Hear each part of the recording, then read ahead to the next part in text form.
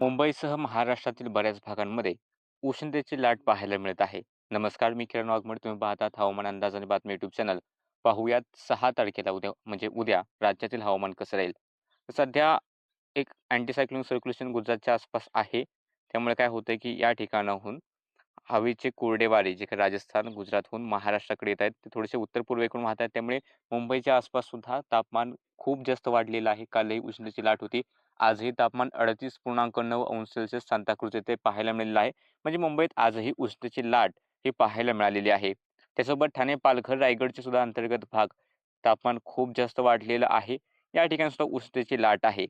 आणि उद्यासुद्धा हे पूर्वेकडचे वारे हे कायम राहण्याचा अंदाज आहे. अशा प्रकारे उत्तर-पूर्वेकडून राज्यात बऱ्याच ठिकाणी वारे वाहतील.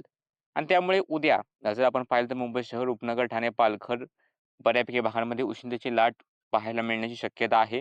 आणि जर आपण IMDच्या जी-एफ-एस मॉडेलनुसार पाहिलं, तर जळगावपासून ते संपूर्ण मराठवाड्याचा थोडासा संभाजीनगरचा भाग वगळता संपूर्ण मराठवाडा, अहिल्यानगर, सोलापूरचे बरेचसे भाग, पुणे, ठाणेचा काही भाग आहे आणि विदर्भातील जवळपास सर्वच भाग.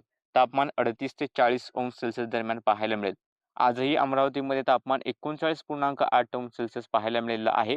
म्हणजे या ठिकाणी जर 0.2 अंश सेल्सिअस तापमान जास्त असतं, तर याही ठिकाणी उष्णतेची लाट आली असते. म्हणजे उष्णतेची लाट सदृश स्थिती राज्यात बऱ्याच भागांमध्ये पाहायला मिळत आहे. त्याचसोबत मध्य महाराष्ट्राचे भाग आहेत, तापमान 36 ते 38 अंश सेल्सिअस. किनारपट्टीचे जे भाग आहेत, मुंबई, ठाणे, पालघरच्या आसपास तापमान 38 अंश सेल्सिअसच्या आसपास राहील.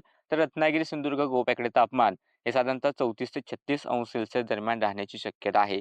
तर किनारपट्टीपासून अंतर्गत भाग असेल, कोकणाचे बरेचसे भाग जो किनारपट्टीपासून खूप लांब आहेत, त्या ठिकाणी तापमान 40 अंश सेल्सिअसपेक्षा जास्त राहण्याची शक्यता आहे.